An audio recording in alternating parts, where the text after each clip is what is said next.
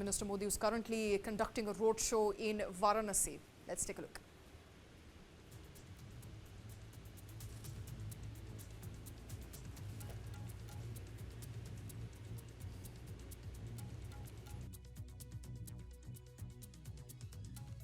Mr. Modi is in Varanasi. At the height of Prime Minister's visit is the Jan Akrosh Mahila Sammelan, in which estimated 50,000 women are expected to participate. And the Prime Minister Modi is visiting his Lok Sabha constituency of Varanasi.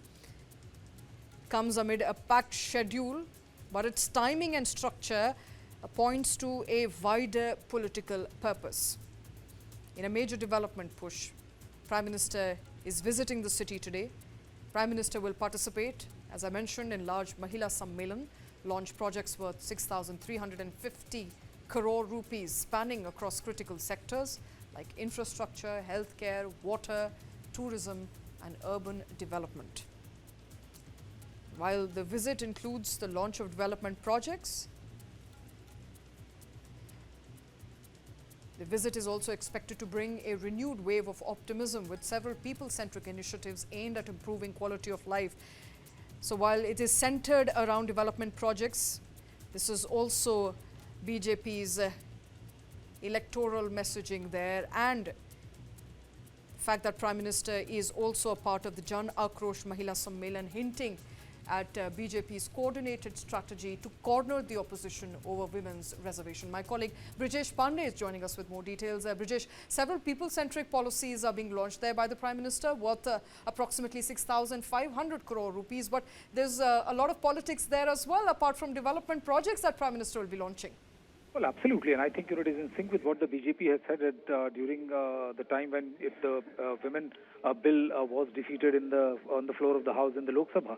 The Prime Minister had made it very, very clear that the BJP will make sure that the opposition, especially the Congress party, will be painted as anti-women, and they will be hosting press conferences. They will be going to people, they will be talking to them and telling them about the kind of treachery which the Congress and other opposition parties have done when it came to women reservation bill. And this particular program right now, which is taking place in Varanasi, is in sync with that. He is addressing a women's public rally at the BLW ground, in which the BJP, we have been given to understand, is that 25,000 women are expected to attend, and what we have been given to understand by our sources are that there are going to be 44 women on stage. The Prime Minister, in one of the events, will also lay the foundation stone and inaugurate 163 projects worth 6,332 crores. And these projects include a signature bridge and a super specialty hospital at Kabir Chaura Divisional Hospital.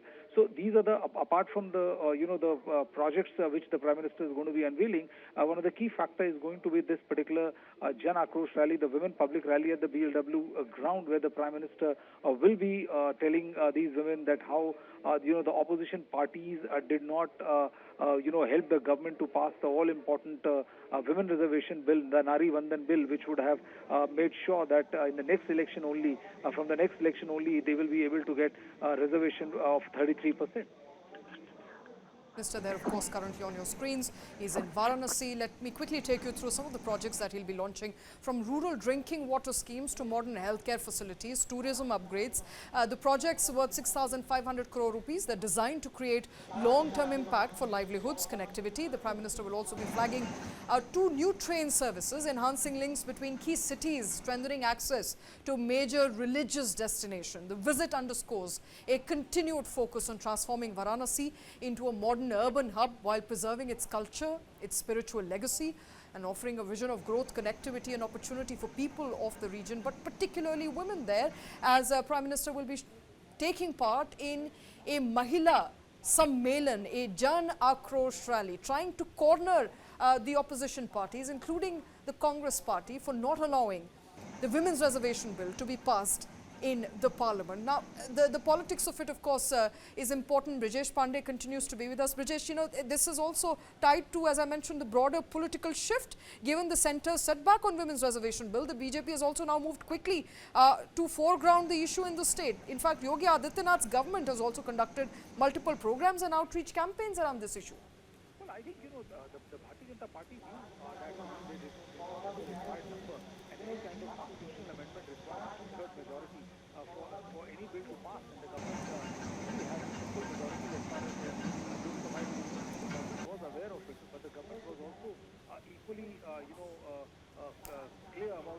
fact that if the bill doesn't pass, then they were quick to respond to and try to send out a message to the women voters that about how the government wanted to get this bill passed and how the government wanted this to get passed. And it was the opposition parties led by Congress and others which thwarted the government's attempt to do so. And the BJP, ever since that has happened, has held various press conferences in various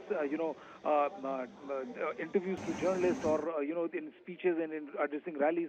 The Bharatiya Janata Party has made no bones about the fact that how opposition parties have deserted the interest of women. Now, what is also interesting is that this particular bill was not able to pass. This constitutional amendment was not able to pass when we were right in the middle of the election. Now, the first phase of election, as far as West Bengal the election is concerned, tomorrow is going to be voting for the second phase.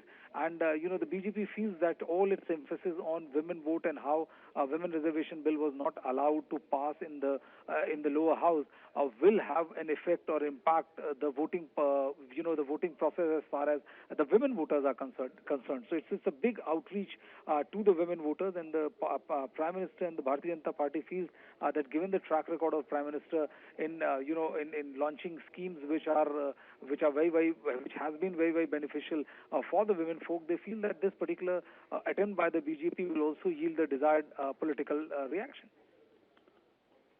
All right, Brijesh, thank you very much for all those details. We are, of course, bringing you all those visuals emerging live from Varanasi, where Prime Minister Modi is on a 2-day visit to his Lok Sabha constituency of Varanasi. He will be participating in a Mahila Sammelan, and apart from the Mahila Sammelan, he will also be at the Banaras Locomotive Works ground on the first day. He will inaugurate, lay foundation stone for various development projects worth 6,350 crore rupees, in addition to dedicating 48 completed projects on 1,000 crore rupees to the nation on the same day, which is today. Bharatiya Janata Party National President Nitin Nabin and Chief Minister Yogi Adityanath are also present, in fact, on your screens right now at the Mahila Sammelan. They are seated at the dais. In fact, after the women's conference, which is happening right now, the Prime Minister will also be holding a meeting with BJP President for Uttar Pradesh, Pankaj Chaudhary, as well as Chief Minister Yogi Adityanath and BJP office bearers of the Kashi region. And on Wednesday, which is tomorrow, the Prime Minister will be holding a roadshow to the gates of Kashi Vishwanath temple. He will have the darshan, offer puja at the temple. In Varanasi, the Prime Minister will be dedicating national level projects, including the Varanasi Azamgarh Road widening, rail overbridges, also inaugurate various STP, the sewage development plants, among other things that he will be doing there in his constituencies. Modi will also inaugurate a diverse array of community-focused projects. He will lay the foundation stone of 112 projects worth 5,300 crore rupees, including 13 sewage and water supply schemes.